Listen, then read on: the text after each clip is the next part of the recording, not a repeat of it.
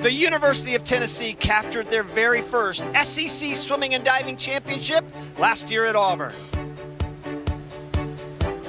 It was a team effort that included 3 relay wins by a focused and driven squad of Lady Vols, and featured a superb performance by the swimmer of the meet, senior Erica Brown. The second fastest in history, and the second woman ever to break 46, Erica Brown of Tennessee. Will Tennessee defend their title, or will someone new celebrate at the SEC Swimming and Diving Championships?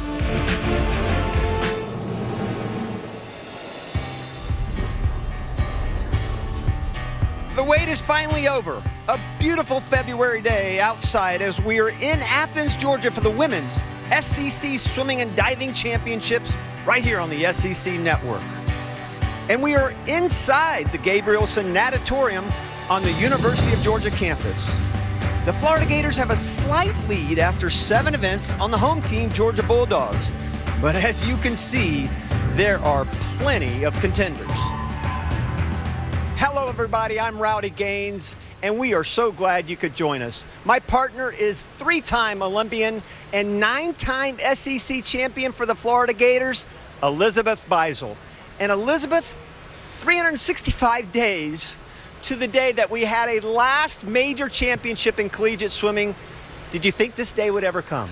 I don't know, but I'm so glad it did. And, you know, so much respect to all the athletes. They've dealt with the isolation, the quarantine, the unknowing. And, you know, being a student athlete is already stressful. And add a pandemic on top of that and not knowing if championship season was ever going to come. I'm so grateful that we are here. I'm so grateful they are here. And we're doing it safely and swimming fast again. Well, Tennessee is the defending champion based on their first SEC title last year, but they lost a lot of seniors, including the amazing Erica Brown. What do they have to do to repeat? Yeah, you know, when I think about Tennessee, my mind goes directly to Alexis Yeager. She is their senior. She's a major point scorer in the IMs and the breaststrokes. And although she's a senior, you have to remember Tennessee is coming in next fall with 17 incoming freshmen. So even if they're not on top at this SEC championships, they have nothing but an unbelievably bright future. So if we don't see it tonight, that's okay. We'll probably see it again soon. Well, this might be the most crowded field I have ever seen toward the top. Who do you see emerging from this pack? Yeah, I'm going to say it right now. Do not sleep on Kentucky. They have such a deep field. They are finaling in almost every single event, and they are here to battle those heavy hitter teams like Florida, like Georgia, who have SEC titles under their belt, whereas Kentucky doesn't. And they came here this weekend knowing that they don't have that team title, but they are here to win it for their first time in program history, and we're going to see if they can do it this weekend, Rowdy. And here's how the scoring works. The top 24 swimmers all score points, and as you saw in the standings thus far, every point is crucial. 32 points for first, all the way down to 1 for 24th. And relays are even more critical as they are double. And my partner has seen this event a couple of times. You might recognize that name in the top of history on the SEC level. That's Elizabeth Beisel. And there is the top qualifier, Lauren Poole, who went her best time by 4 seconds to be in this position. Guess what? She finished 24th last year. As you see the field, you'll note that there are 3 Kentucky Wildcats in this A final, so they will close the gap, and it will be up to Vanessa Pearl, the Florida Gator in this event, the lone Gator, who will have to come and do it from a different type of lane that she might be used to. She will be in lane 6, and she has been second in this event for the last 2 years. A bridesmaid who is looking to move up all the way to the top. And a bridesmaid last night in that Trinidad IM as well. So you know Vanessa Pearl is hungry for a win here at these SEC championships. We'll see if she can get it tonight for the Florida Gators. By the way, that SEC record Elizabeth has, don't think it's going to be touched tonight.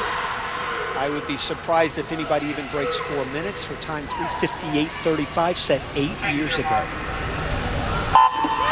I am so excited to see what these swimmers can do, especially Lauren Poole out of lane 4. Like you said, Rowdy, last year in prelims, she was a 4:14. This year, 4:06.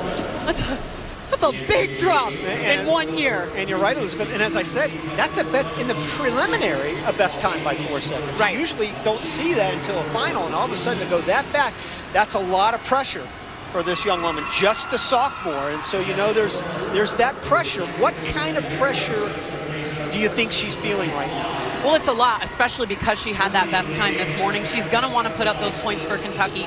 She knows they're contenders to win this championship team title. So we'll see if she can put up another best time, which I hope she does. And what about Vanessa Pearl? She's got some pressure herself. As I said, she's been second in the 400 IM the last 2 years. You said last night, second in the 200 IM. Does she have enough to move up to finally to get on top? I want to hope so. A lot of these swimmers in this 400 IM field, if they feel comfortable enough doing it, probably held back a little bit this morning. What I mean by that is they probably only went about 85% of their max 100%. Right. And you know that tonight they are showing up with 100% effort, especially when there are team points on the line. Well, Vanessa Pearl went out in 55.3. I said she was the lone gator. I was wrong. Kathleen Golding, her teammate, is also in there. She's in lane number 2. She's a sophomore, so you have 2 Florida Gators. So they're not going to give too much to the Kentucky Wildcats here because they have 3, but they'll start to inch up. And now, all of a sudden, you start to see Lauren Poole start to make her move now. When you talk about Pearl, she had a 55.3 going out. That was about a second ahead of everybody else in the field. She'll lose that lead now to Vanessa Pearl. Yeah, Pearl very strong on breaststroke. Lauren Poole, and Lauren Poole, her improvement on backstroke from last year's SECs to this year's SECs is over 4 seconds on that split. So she needs to be really excited about that, but also watch out for Vanessa Pearl, who is an extremely good breaststroker, especially in this 4 AM. Yeah, I was going to say, what happens here in the breaststroke? We've talked about so many times this with Elizabeth, and commentating over your career, I've always said the breaststroke was so critical, especially for your success. And when you won that world championship back in 2011, yeah. Your breaststroke was a key to them. Yeah, and this is one point that I want everybody to know. If you are touching at the wall at the 300 first after breaststroke, you start swimming freestyle before everybody else. And everybody else is still swimming breaststroke. So the second that you can get to that freestyle leg faster, the bigger that lead is going to be that you've already had. And Lauren Poole is going to do just that here tonight. This is unbelievable. Wow, wow, wow. 34.4 on that first 50 breaststroke split. She is blowing away the field right now. It isn't even close. This is her race, and look for her teammate down in lane 1, Jillian Davey.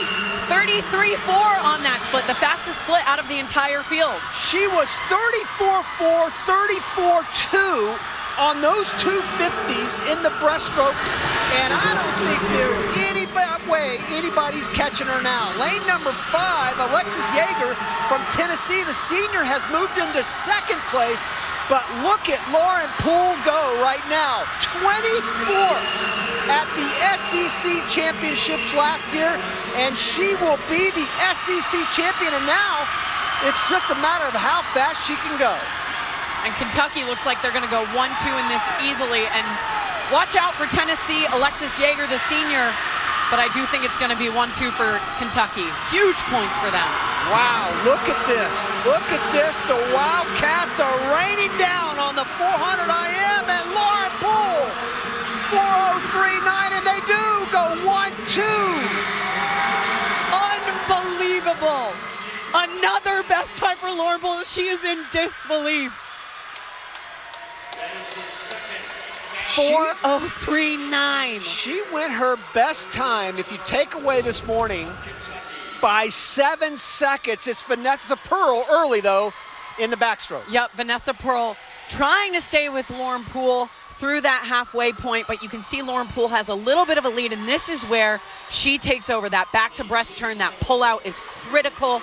You want to stay underwater as long as you can. And she's pulling away from the field on that breaststroke leg, solidifying that lead that she got. And what an absolute monster swim from Lauren Poole, going from 24th last year to 1st. What a story for this young woman, a sophomore, and Kentucky will certainly celebrate this one. It's early, but it's time to celebrate with Kentucky finishing 1st And second, and for good measure, they got fourth as well with Bailey Bonnet. We are joined now by the brand new SEC champion in the 400 IM, sophomore Lauren Poole from Kentucky. And Lauren, first of all, congratulations. Thank you so much. And did you have any idea coming into this event that you'd be standing on the top? Realistically, I knew there was a chance.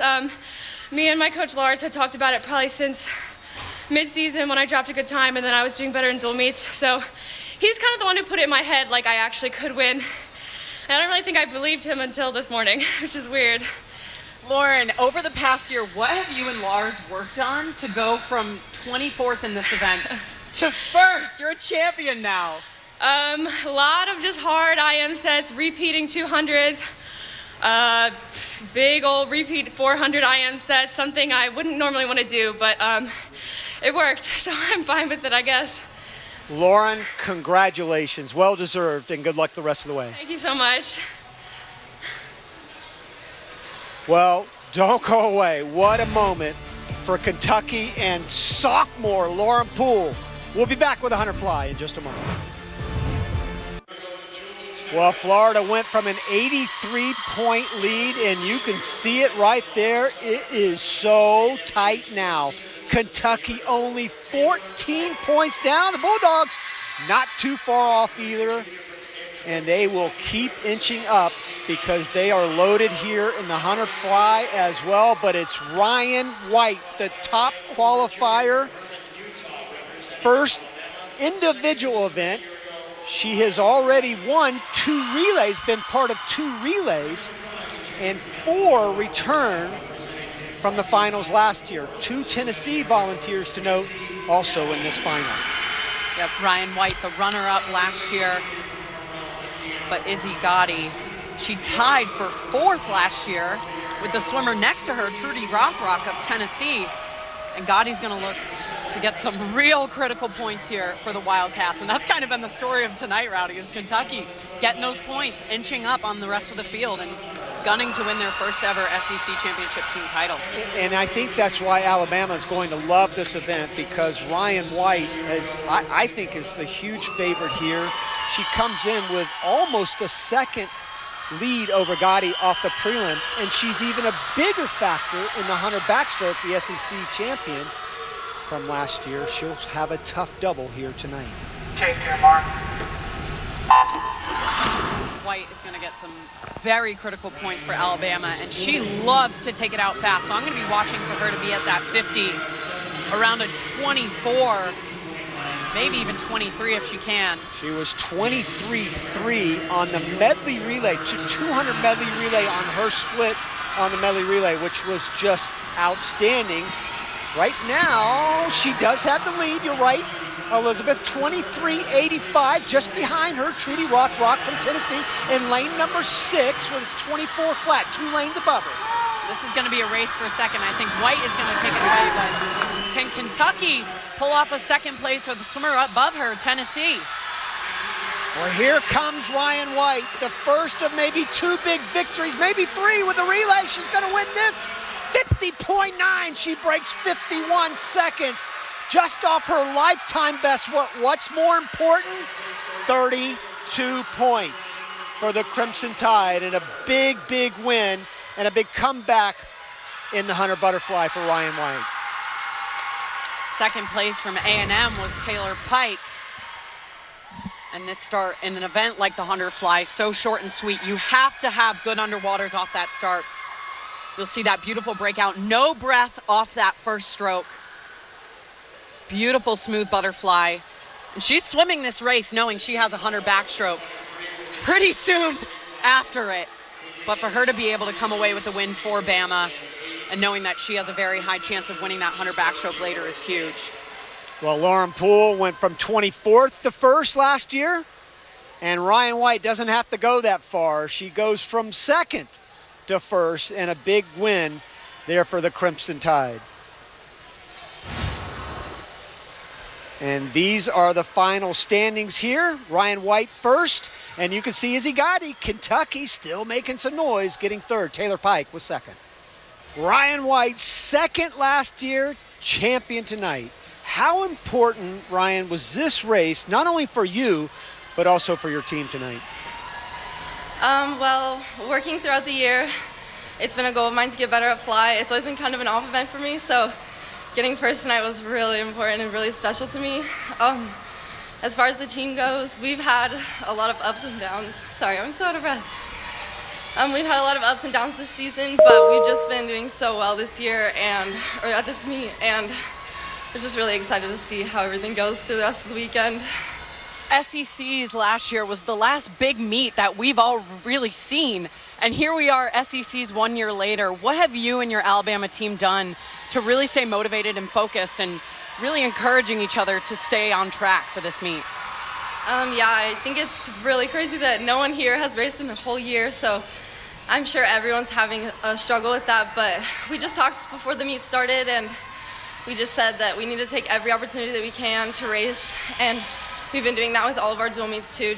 We didn't know if SECs was going to happen, so our coaches have just been saying race every chance you get. So Ryan, congratulations. Go warm down. I know you got another big one in a few minutes.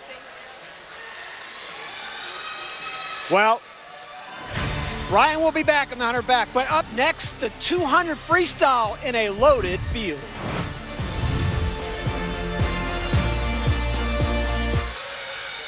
Kentucky was down by 105 points going into this evening's finals. After two events, they have an 18-point lead now on the Florida Gators, and it is close the rest of the way, and it is time for the final of the 200 freestyle.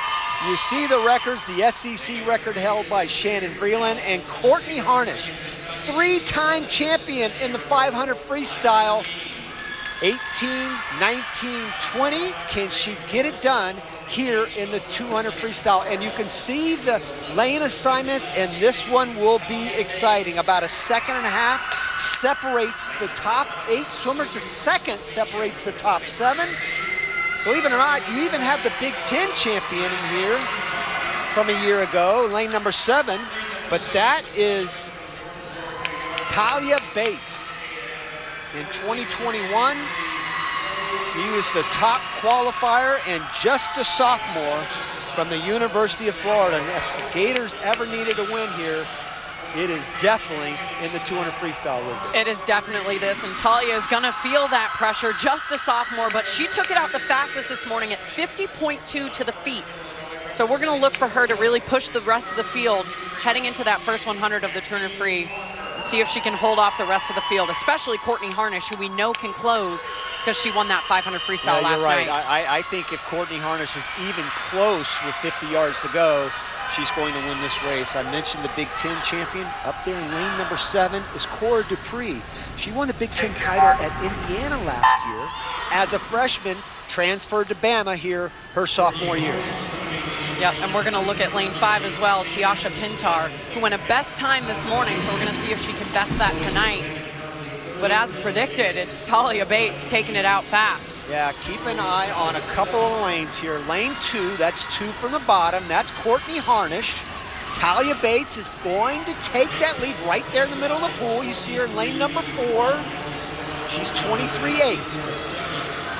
This is going to be a very fast 200 freestyle final, and we got it. Like you said, watch out for lane 2. That's Courtney Harnish. She's going to try to join a legendary group of Georgia Bulldog 200 freestylers: Shannon Vreeland, Megan Romano, Allison Schmidt, most recently Veronica Burchell.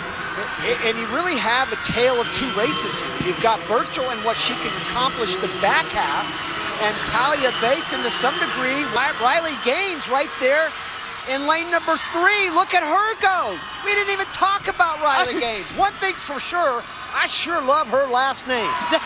Her name is very similar to yours, and you can see she's just riding off that Kentucky high right now. Heading into this last 50, it is Riley Gaines with nearly a body length lead. Oh my goodness.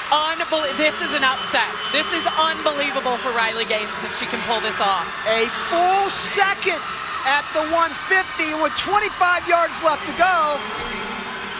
I don't even think Courtney Harnish can bring her in. Gaines was 11th in this final last year, and she's gonna win it this year.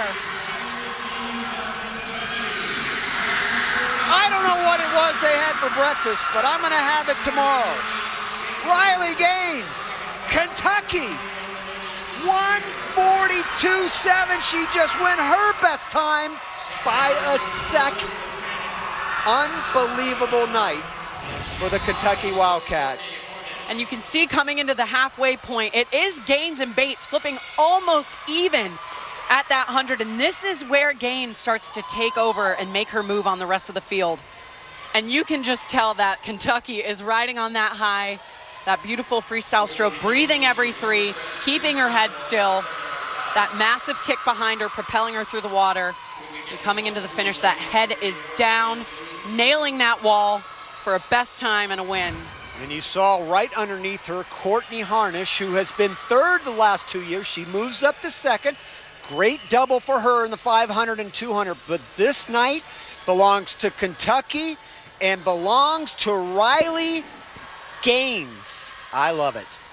Well, it's the champion, Riley Gaines. And Riley, I really want to know what your coach, Lars Jorgensen, told you all tonight before the finals. Well, I think today is one of our bigger days after yesterday where we didn't have as many swims and prelims, and so we really just wanted to keep that ball rolling. We knew we would have a lot of final swims, and so our team together, we just wanted to be super hype, and they're doing an awesome job getting everyone rolling and just screaming up there, and so it's really special to hear. Yeah, Riley, you are a part of keeping that ball rolling. How exciting is it for you to know that you may have just become part of history by scoring those points for Kentucky, especially heading into this last night, and you might be able to win your first ever team championship tomorrow? It's super special. It's something we've been talking about all year. Kentucky has always kind of just been this underdog school, basketball school, you know, so we really wanted to just step up and see what we could do, and so I think we're doing an awesome job of that. Well, basketball is taking a back seat right now to swimming. Congratulations. You know what? I'm sure we're related somehow. Go warm down. Congratulations. Thank again, you so Riley. much. And Riley Gaines gets it done again for the Kentucky Wildcats. We'll be back with 100 breaststroke next. And the defending champion, Zoe Hartman, can she do it in her home pool? There's the final results for the SEC women's 3-meter springboard. Couple of Aggies up on top. Charlie Campbell is our winner, and it was going back to her 5th round, Cynthia, where she scored a 73.5. Yeah, she really stepped out on the second to last round. And the thing that set her up on this dive was that patience on the end of the springboard and letting the springboard help her up into the air and then just doing what she knows how to do best. The senior from Midland, Texas, Charlie Campbell, is our SEC champion in the 3-meter springboard. Here are the updated standings after the 3-meter springboard. You can see Kentucky now going back on top, 20 points over Florida. Tight battle between Alabama and Georgia for 3rd, and A&M moves up to 5th off the strength of that 1-2 finish in the 3-meter diving. Heat 3 now for the women's 400-yard medley relay. There are 4 teams in this final heat. There have been 2 heats before this. There are 12 teams. They have spaced these relays out to give them a little breathing room to fight through any kind of waves. This will certainly help the clock for each one of those teams. The SEC record is held by Tennessee, 328.4, set 2 years ago. And Alabama certainly has that capability to break the SEC record, and they go off with the fastest swimmer in the country, 2-time winner tonight already, and that is Ryan White, the junior. She won the 100 fly earlier, won the 100 backstroke after that, 2 quickest times in the country, and do I need to point her out? I don't think so. Right down there in lane number 2, she's out 24-1. And I know we talked about it in her interview with her breaking that 50-point barrier, so we're going to watch the clock with her. If she doesn't do it right now, I know she's going to do it at NCAAs or in a meet very, very soon in the future. But she is just an integral part of this Alabama team. 50.2 is her lifetime best. close again, 50.33. That was faster than she went in the individual event, and that was huge. She's going to get it. I know she's going to get it soon. Huge for Bama. They have a 2.5-second lead over Missouri. That's how important that leadoff leg was for Alabama, but they don't get any worse. No, Deanna Petkova right now in the water. She was third in the 100 breast for Alabama. That's right, but, and this is a big but, she was third. Zoe Hartman is up there in lane number 4. She won the 100 breaststroke, and right above her, Mona McSherry was second in the 100 breaststroke. They both won 57, and they just might run down Petkova. And don't forget, as Elizabeth said, she was third. Look how fast they're going. They're certainly moving up on the Bama swimmer Petkova heading into this butterfly leg. Bama is going to have the lead, but not by much. And now Gracie Fellner, the freshman. Petkova was a freshman. Fellner is a freshman. They anchor with a sophomore. You don't think Alabama's set up for years to come? Absolutely. But she was 8th. But it's a little bit of an interesting story here. Courtney Harnish up there in 4 for Georgia. She was second in the 200 free. She's swimming butterfly. Trudy Rothrock from Tennessee up there in lane number 6. And watch Harnish on this wall. She is going to kick underwater, and this is where she really gets under that chop on top of the water. You can see she's past that 7.5-meter mark. And you're right, Elizabeth. She goes right by her, and all of a sudden, Georgia is in the lead now. Georgia. Harnish. Massive swim by Harnish. Huge lead now for for Georgia. Maxine Parker, a freshman, goes up against Cora Dupree, who was second in the 50 freestyle. Parker was 4th in the 50 freestyle. She's breathing to her left. She will have over a second lead.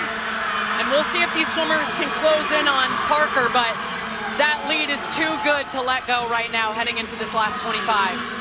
Remember, the fastest time thus far is Kentucky at 3:30.44. That's the time they're shooting for. They're going to get under that. And it's Georgia!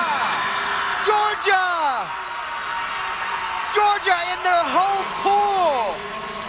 3:29.4. All we did was talk about Bama and Kentucky. And Georgia gets the job done, and Tennessee takes second. Tennessee, Tiasha Pintar, who was 6th in the 200, brought it home for Tennessee to grab second. Alabama was 3rd, but Kentucky will take that 3rd place finish based on the earlier heat. So it's Georgia, Tennessee, Kentucky, and then Alabama. Wow. Coming into that freestyle finish, we see Parker just getting her hand on the wall. Massive points for Georgia. Their first relay win of this meet, and that is huge for them. They were DQ'd in a relay earlier in this meet, so you know for them to come back from that. And one of the greatest coaches in history, Jack Bowerly, will certainly be happy about that. And Georgia ends this session on a high note right now as they win the 400 medley relay. We'll be back at the SEC Swimming and Diving Championships here in Athens in just a moment. Welcome back to Athens. We didn't have a chance to show you all the events, but there were some sensational swims earlier in the meet. Courtney Harnish from Georgia cruised in the 500 freestyle. Another Bulldog won the 200 IM. Zoe Hartman in 1:53.6. How about Kalia Antonio leading a 1-2 finish for the Crimson Tide, and Kristen Steggy went her best time in the mile by 21 seconds and defeated the defending champion. It's now time for the 200 backstroke, and the amazing woman behind me could definitely give a word of advice to these swimmers. Let's take a look back, why don't we, at the freshman, Elizabeth Beisel, and take a peek into her brilliant career. Here she is, and Elizabeth, what a moment it was. I love reliving the glory days. They're so long ago. This race was 10 years ago. And there's Teresa Crippen right above me. And, you know, we were able to go 1-2 in this event, which was huge. You know, my first SECs in a home pool in Gainesville, Florida. To go 1-2 with my best friend and teammate, can't beat that. And then we flash forward to your senior year. You win freshman, sophomore, junior, and now you go into your senior year, a lot of pressure on the line, though, yeah, right? and those senior year SECs for me were here at the University of Georgia, where we are right now. And the amount of pressure to become a 4-time defending champ is a lot. So I'm glad that it happened. I got that over with. Well, you not only did it in the 200 backstroke, but you did it in the 400 IM as well. So much fun calling your illustrious career, Elizabeth. And now here are the updated standings. Florida now has a 54-point lead over Kentucky based on that 1650. Oh, but don't go away, because backstroke U is now swimming. 7 swimmers here in the top 24, but is this top qualifier. Ryan White, defending champion, already won the 100 back, the 100 fly. She's got the SEC record in this event.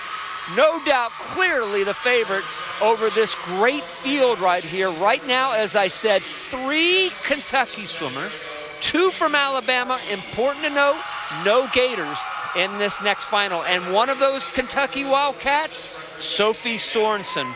And what a moment it is for Kentucky to be in this position to score those points. But I don't think there's any way anybody, I don't know, Elizabeth, you may disagree. You know this event like the back of your hand. I don't think anybody's going to beat Ryan White. Yeah, I don't think so. I have to favor her. She's on fire this meet. Has already won that 100 fly, 100 back.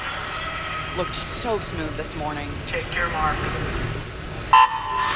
And to swim a prelim under the 150 mark and a 2 back, I almost think she was probably holding back a little bit this morning because she knew she would qualify top 8 this morning. And, you know, she's infamous for taking it out super fast, and we can already see that. She's already almost had a full body length on the rest of the field, just heading into the first 50. Well, the top time in the country, believe it or not, is Ryan White, but she went 149.3 back in November. 149.8 this morning. Isabel Stadden is second at 149.7. Those are 2 really good times. 24.9 on the way out. And White, just with some of the most beautiful underwaters that I've seen in this conference, and you can see she kicks out over halfway each turn. And that is a very hard thing to do, especially in the Turner backstroke, because your legs are burning, you are oxygen deprived. This is one of the hardest events, and you really need to fine-tune those breath-holding skills and able to do that for a full 200. Wow, 51.9 on the feet. She was 53.1 this morning. So she's almost a second and a half ahead of her pace this morning. The SEC record again, 148.15, and there she goes, 27.7 there, 119.7. This is going to be an incredible swim right here for Ryan White. And the Kentucky girls in 2 and 3 right behind her. Amazing points for them as well. A second and a half ahead of her pace of 149.8. Again, 148.15 is the time we're looking for to break her record. 146, 147, almost 148.55. What a brilliant swim by Ryan White to grab her 3rd SEC title, and is there any doubt? She is the SEC swimmer of the meet.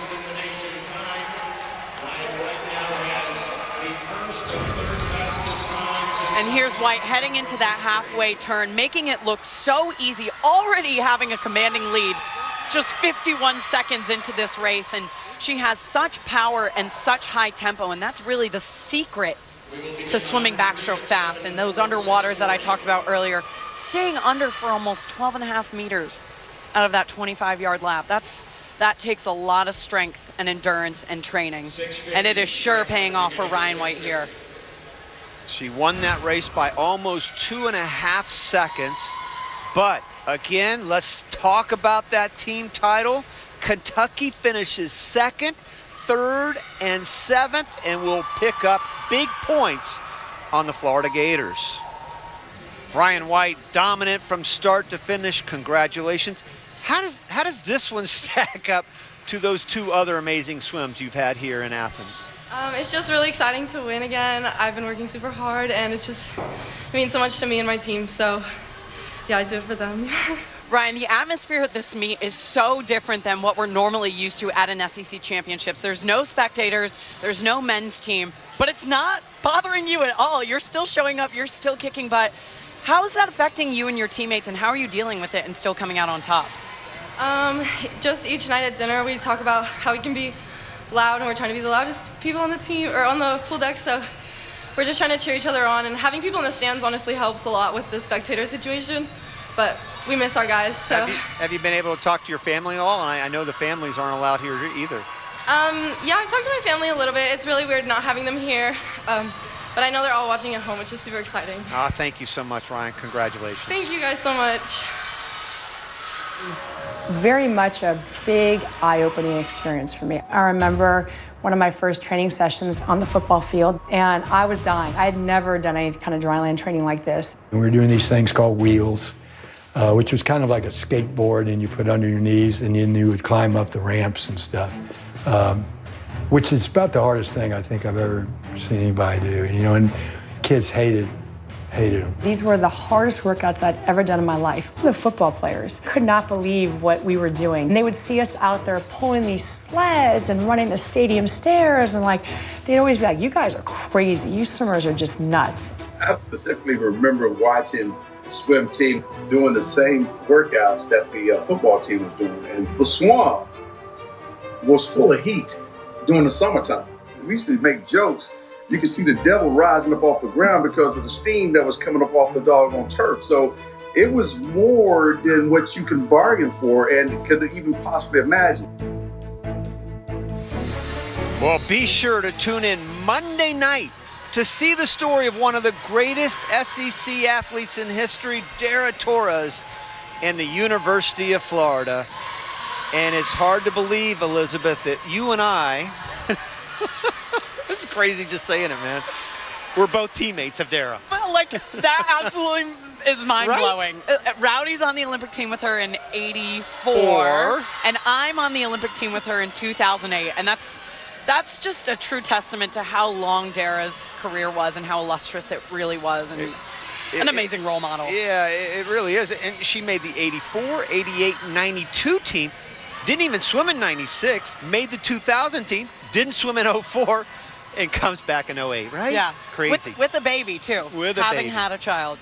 Well, when we come back, one of Dara's favorite events. How about that? The 100 freestyle.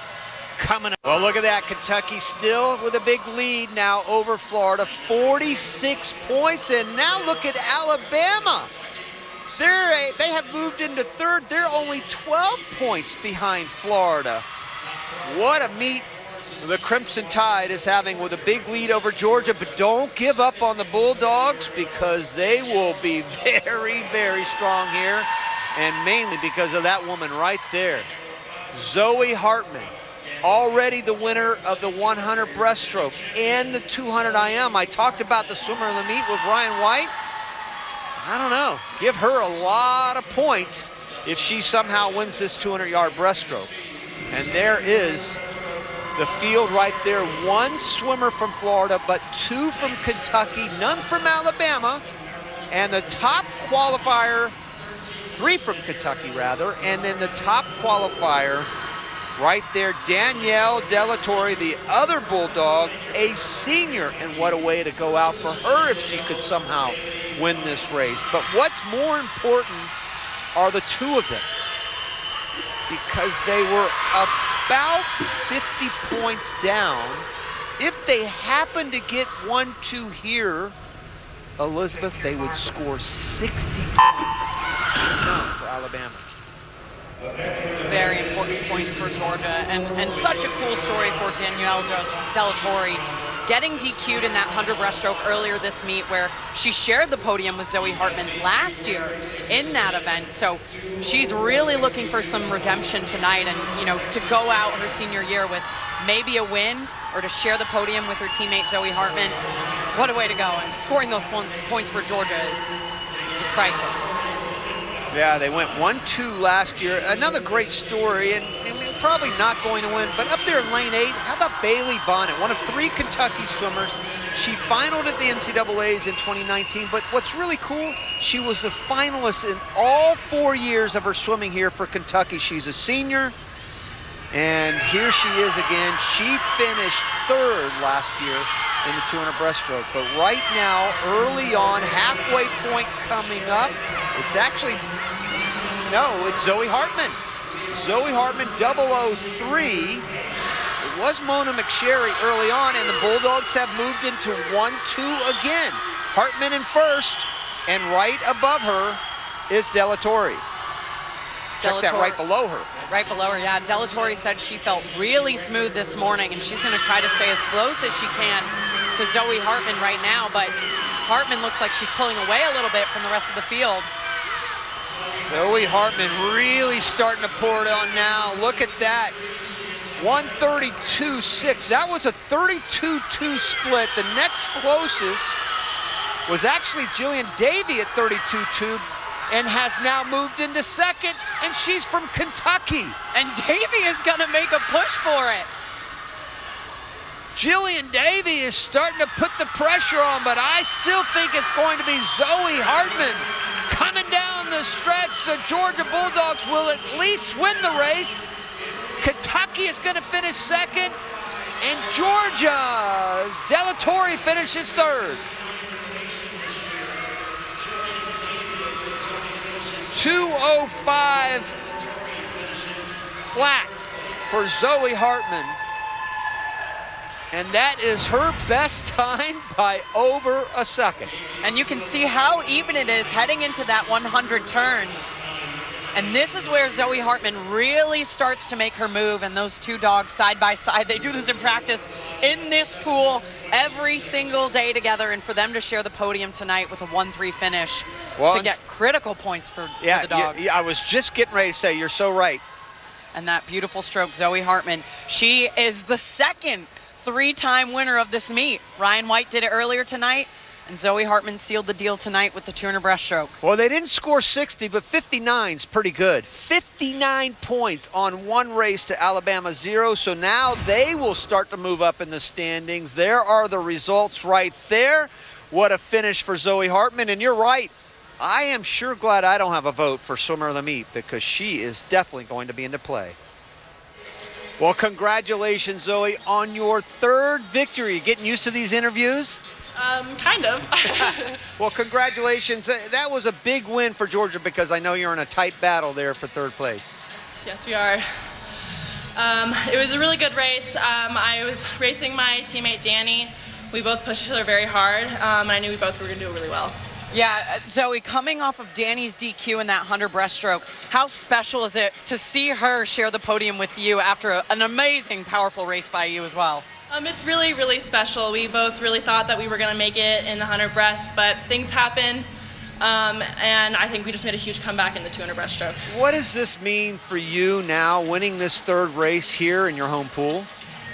It's very special. I really, really appreciate that we get to have SECs here in Athens, and it just means the world to me. Well, congratulations. Take a little break before you get to NCAAs, right? Yeah. Way to go. How about those Georgia Bulldogs? 59 big points. Well, you can bet those cardboards are staring and cheer them on right there. The teammates get it done in the 200 breast. Lars Jorgensen, the head coach of the Kentucky Wildcats in his 8th season. What an incredible job he has done, and Kentucky just might be on their way to winning their first ever SEC championship. They have over a 100-point lead over the Florida Gators, and the last individual event on the program in swimming is the women's 200 butterfly, and we have the defending champion of the event. It is Dakota Luther from the Georgia Bulldogs. Yeah, Luther will come off the pace a little bit here, Rich. She's much better on the back half of her race. She's gonna have the lead! And it's And she did Luther. it! And Dakota Luther is an SEC champion in the 200 fly. And there she is. Dakota Luther, the top qualifier, defending champion, ranked 3rd in the country thus far, and that time was done back in November. She's had quite the meet. Great age group swimmer. There are the lane assignments. This is one tough field. Her teammate will be very good in this race, Courtney Harnish. I mentioned her already in the 500 freestyle winning. That's 2nd in the 200, but how about Izzy Gotti? In 2020, she finished 2nd. There are 5 swimmers, Elizabeth, that returned from the final last year. What a final we've got for this last individual event. Yeah, this field is absolutely stacked, and you know there are so many points on the line right now. Kentucky riding that high that they've had this entire meet, but you have to favor the Georgia Bulldogs. They have 3 up in this final. Amanda Ray, the freshman from Florida, having an amazing swim this morning. So we're going to see how it shakes up tonight. There's Izzy Gotti, the woman we were talking about just a moment ago. The Kentucky Wildcat, Lars Jorgensen. I think he can start to breathe a little easier. You know what? He's not going to do that. He's a coach, for crying out loud, right? Yeah, he's going to wait until this is all over, for sure. The fat lady definitely hasn't started singing yet, but boy, look at that. Izzy Gotti out in the lead, 53.4. She's a 2nd ahead of her pace this morning, but remember, Dakota Luther loves to come off the pace and just lurking right there about a 10th behind Gotti in 2nd. And you can't count out Harnish either. She won the 500 freestyle earlier this meet, so you know she is going to have that strong second half. And, you know, the patience and the strength that this event requires, you're going to see it right here in this last 50. Well, you're right. Patience has definitely paid off for Dakota Luther. She has now taken the lead. Gotti has actually faded to 3rd right now. And her teammate, Courtney Harnish, is in 2nd, only 0.4 of a second behind. Luther, and Harnish has that great underwater, but it looks like Dakota Luther's going to win it. And this is a huge 1-2 for the Georgia Bulldogs. And it is Dakota Luther defending her title. And the Georgia Bulldogs go 1, 2, and to throw it in, they go 5 as well, and that is a new SEC record for Dakota Luther. And that is the fastest time in the country. And at the halfway mark, you can see those 3 swimmers in the middle of the pool, pretty even, with Gotti still in it at this shot, just ahead of Luther. But Luther using that patience, trusting the hard work that she's put in over the past year to help her defend that title. And while doing it, getting that SEC record, 1:52.0. And in that final turn, watch Harnish right under Luther with those long underwaters, trying to make a slight move up on Luther, but Luther just had too much of a lead for Harnish to make a difference. But the dogs coming into this finish with a 1-2. So exciting for the dogs. 1:52.04. She breaks the 7-year-old record by Camille Adams by 15/100ths of a second. Georgia finishes 1-2 in the 200 butterfly. Oh boy, what a fun that one was for Dakota Luther, the defending champion. How tough is it to come here knowing that you are the defending champ? It's a little nerve-wracking to hear when they announce your name, I'm not gonna lie.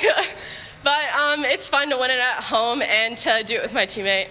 Dakota, you are now the fastest 200 butterflyer that the SEC has ever seen, and you did it in your home pool, and you had your teammate on the podium next to you.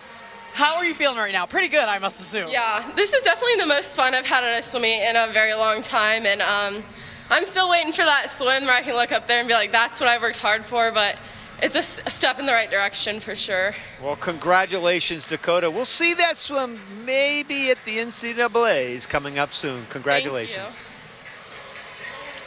Once again, this is the SEC Swimming and Diving Championship. in the previous couple of rounds, finds herself, Cynthia, third after that rough fourth round dive.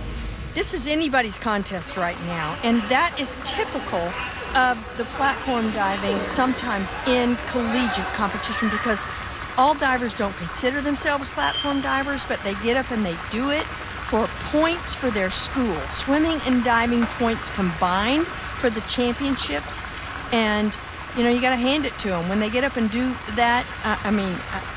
I give them all kudos. What a great Huge Ashley tribute. McCool, Florida Gator, the lone senior, her last dive.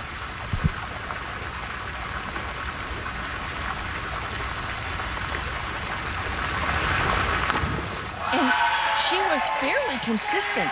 Her first dive, she received some 4.5s, but after that, mostly 6s, 6.5s and above.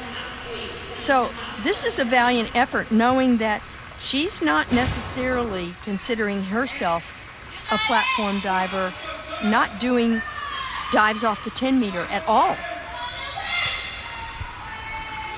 The scores will be her second best dive through the 5 rounds.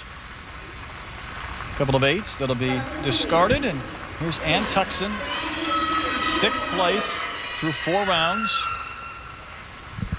5 rounds actually go pretty quickly, and the divers can choose to do an arm stand or not do one, because they don't do all 6 groups on the platform. They only do 5, and she is choosing to do a twisting dive. She puts that towel down for confidence. The platform is not slippery, and I want to make a point of that because the facility is beautiful and it is kept in tip-top shape. She likes to swing her arms though when she stands there. Just trying to gain a little rhythm before she takes off.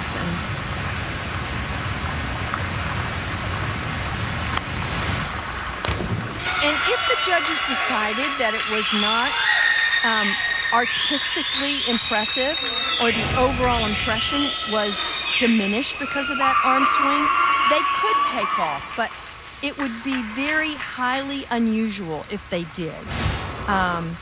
Because a diver can start a dive any way they choose to.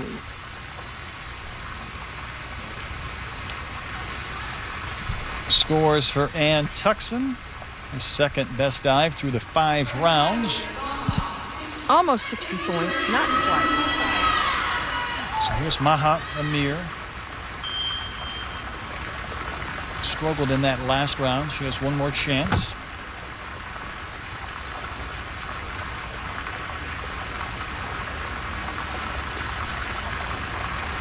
Going off the lower platform.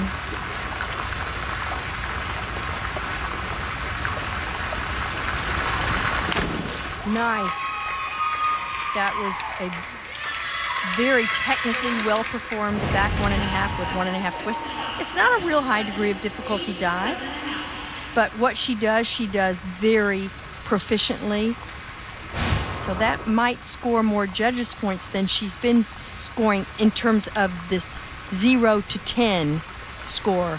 Maybe not overall after you multiply the factors. No, you're right. That was her best dive, so saving her best for last and able to finish on a high note. But here is Savannah Trube, and Cynthia, she is our leader into this last round. She is doing the same degree of difficulty that Tanisha Luco, the defending champion, is doing, and they're only a little less than 2 points apart. So this is the contest most likely right here. And with Tanisha, pretty, very pretty, a little loose in the midsection as she enters the water. Having a strong core is so important for divers, not only to line up vertically and be able to go in without a splash, but also to protect your back and not get the kind of soreness that you might, or possible injuries. Pretty dive. A lot of 7.5s for Savannah Trube. So we got to remember that 63 points when it comes time for Tanisha Luco, who is not up yet. It's Alicia Claremont from A&M, Jay LaRue, in his 10th year of coaching, he is just a master at having fun in practice and yet expert coaching. Expert. What does he call her, the acro kid? Oh, she missed that last round dive. She's only a sophomore and was 4th in this competition last year. But she's very strong off the platform. Just once again, boom, over-rotate, and can't get the 5s that way.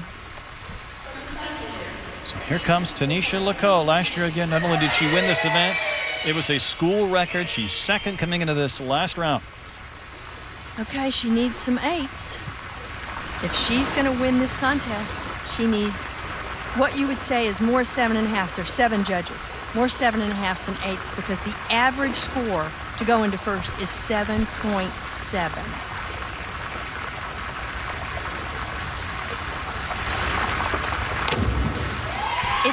I think the entry will prevent her from receiving the 8s.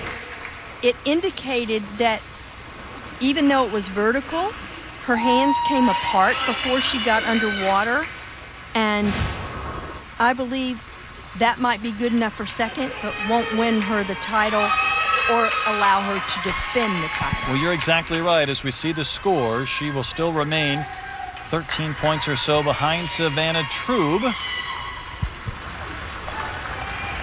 Lavenant was 4th entering this round. She's coming off her best dive of 63 points in the last. We'll see what she can do here in this 5th and final round. It's so unfortunate that there aren't fans here, because the sophomore from Missouri, being in first place right now, would receive support like you've never heard before, and especially from her teammates. And, you know, it's just sad, but it's been a very difficult year for everybody, so not more so than one for one than true, another. but you know, a chance to win at home, win an SEC championship, and then not have the fans here, a little bit disappointing, but she'll gladly take it if she can bring home the gold. Yeah, and I think the good news is they got to have a championship. They got to have an SEC championship, and a lot of divers haven't been in a championship meet the entire season.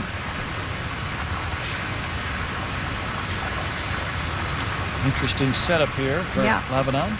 Backwards arm stand, and she chooses to split leg press. Very gymnastic type move up into this arm stand. You see the support on her right wrist.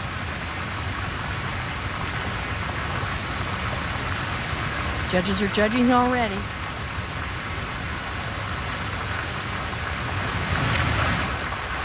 There might be a bit of a deduction for that wavering before she went up into the arm stand, because they start judging the minute the feet leave the platform. And yet the dive was very well performed, and she held the arm stand once she got up into it beautifully. But I think the 7s would have been there without that wavering. So here is the scores for Lavenant.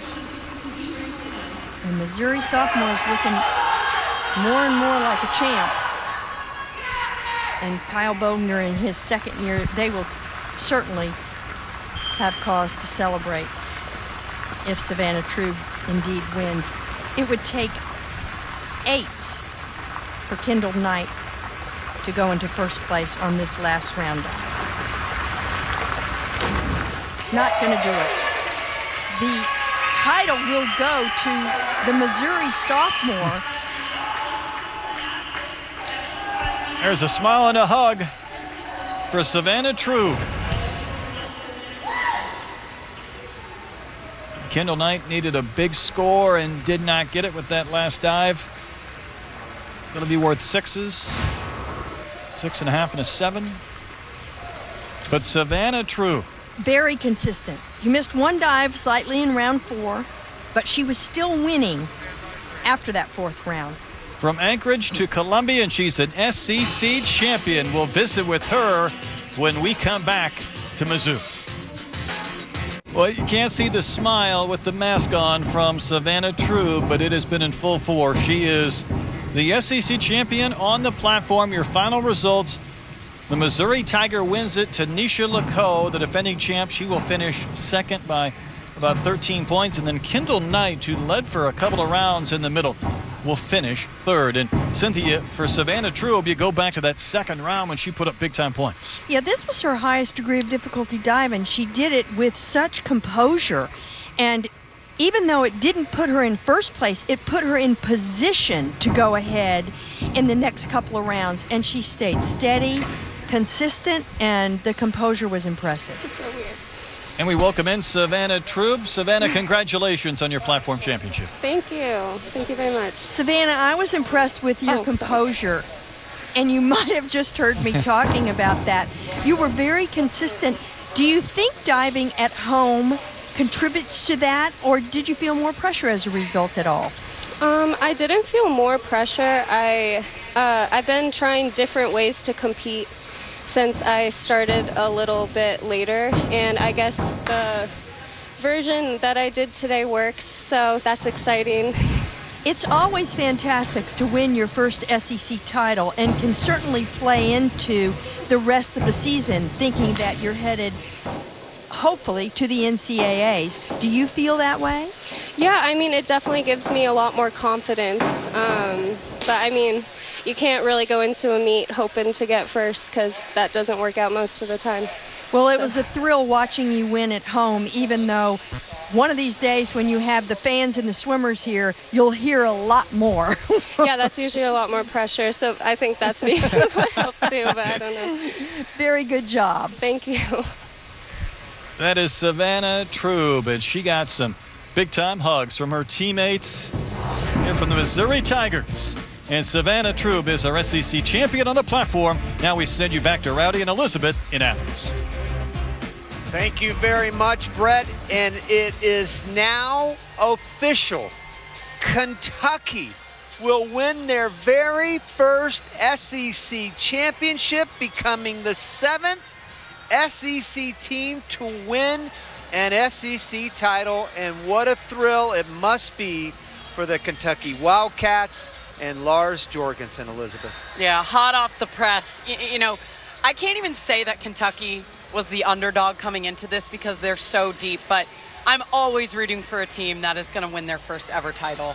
Yeah, what an exciting time it has been for those Kentucky Wildcats.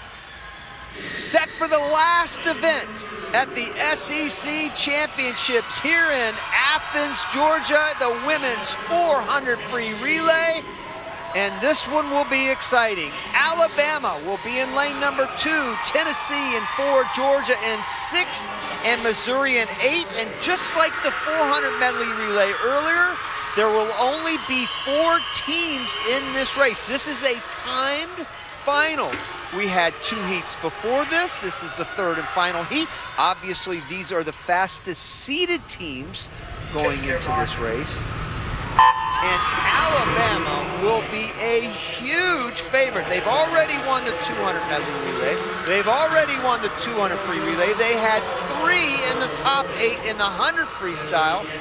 And you've got to keep an eye on that SEC record. The time to beat from the previous heat was by the University of Florida, 3:14.7. Well, there's no question. Unless something really wacky happens, they're going to get under that. And, you know, Kentucky is going to win their very first SEC title in history. That's a lot of fun to watch. Florida will be second for the 3rd year in a row, Jeff Papel. But Alabama better pony up to keep Ozzie Quevedo in Tuscaloosa because he has done a spectacular job as the interim head coach for Alabama. And Jack Barley, how about Jack Barley, the head coach of Georgia? 42 years here in Athens. He's the longest tenured coach in Georgia athletics history. And he's got a chance to win it next year, or next week rather, for the men, and that would be the first time in 1955. But back to this exciting race. Again, the time to beat for the SEC record is 3:09.1. 3:09.1. Kalia Antonio led it off. This is Morgan Scott, who won the 100 free earlier. Boom! There she goes, giving Alabama a huge lead, over a second by Georgia, 1:35.2 at the halfway point. Yeah, this relay for Alabama is so stacked. Each of the 4 swimmers competed in a final of that 100 freestyle tonight. Right in the water right now is Flora Molnar. She was 48.6. Yeah. She was second in that C final. And Elizabeth, get this. She was 18th, right? She was 48.6. That time would have been 10th. Her teammate beat her. She was actually 48.5, Pekova, and they put the senior on the relay. That's how loaded Alabama is in this relay. They only have 1 senior, and they're going to win it, no question about it. Right now in second is Georgia, but now you have to keep an eye on the record. And anchoring for Alabama is the sophomore who was 3rd in the 100 free, Cora Dupree. She went 48.1, and if she's got to be 46 high to be able, no, 47 flat. I think she goes 47 flat. They've got it, no, take that back. My math is not that good. She's got to go 46 plus to win and break the record. Well, to break the record. That's a tall order, but Alabama, what a job they have done. They will finish 4th behind Georgia, but they win 3 of the 5 relays, and they just miss the record. And Georgia appropriately finishes 2nd. So Georgia will finish 3rd overall in the title chase, Alabama 4th. And Alabama just taking away, almost taking all the relays. And just off that meet record that Auburn had set a year ago, only a second off. And here are the final results for the last event on the program. The University of Alabama wins their 3rd relay here in Athens, 3:10.2 for the Crimson Tide. And there he is, the head coach of the Kentucky Wildcats, Lars Jorgensen, in your 8th season at the helm. Can you believe this day has happened? No, I can't. Thanks a lot, Rowdy. It means a lot. Been building this over, a few years now, and it's about the people in front of us that really helped build our program. So the alumni from years past really established it, our coaching staff, our administration. So many people went into this effort this weekend. It was fantastic, and I couldn't be more thrilled for our institution, for our girls. University of Kentucky, what a great moment. Lars, you have such an amazing alumni contingent who have waited 38 years since the program's inception. What do you say to all those people that have supported the UK swimming and diving program since the beginning? We did it for them, honestly. Our girls knew the alumni were behind them this week, played a really big role, and they kept thinking about that. They had a lot of weight on their shoulders, but again, they established our program 38 years ago, and it's a victory for everybody that ever swam at Kentucky. And Lars, it really seemed to me that obviously you had some superstars, but the depth you had, and everybody stepped up in a big way, especially in the finals. Yeah, Rowdy, it was just a team effort. That's one thing that we talk about and preach. Together everybody accomplishes more, and we do that in practice. We did that this week. We got a lot of really good swimmers. I don't know how many, 5-star recruits we have, but we have a lot of just, gritty, determined, hardworking, awesome team, and just lucky to coach them. Dude, congratulations, buddy. Thanks, Rowdy. Go enjoy this one with your team. Go take a dip. All right, see ya. Thanks, guys. Wow, what a meet. Kentucky has won their first team title in history. And Elizabeth, it has been a lot of fun. It's been so much fun, and Lars gets to jump in that pool with his Kentucky girls for the first time ever. Florida getting 2nd for the 3rd year in a row. Georgia rounding out the top 3, but it was all Kentucky. Well, that's it from Athens. To say this has been a challenging year is a huge understatement, but every single one of these student athletes are the epitome of perseverance, Congratulations, though, to Coach Lars Jorgensen and the Wildcats for their first SEC title in school history. For Brett Dolan and Cynthia Potter and my partner, Elizabeth Beisel, so long from Athens, Georgia.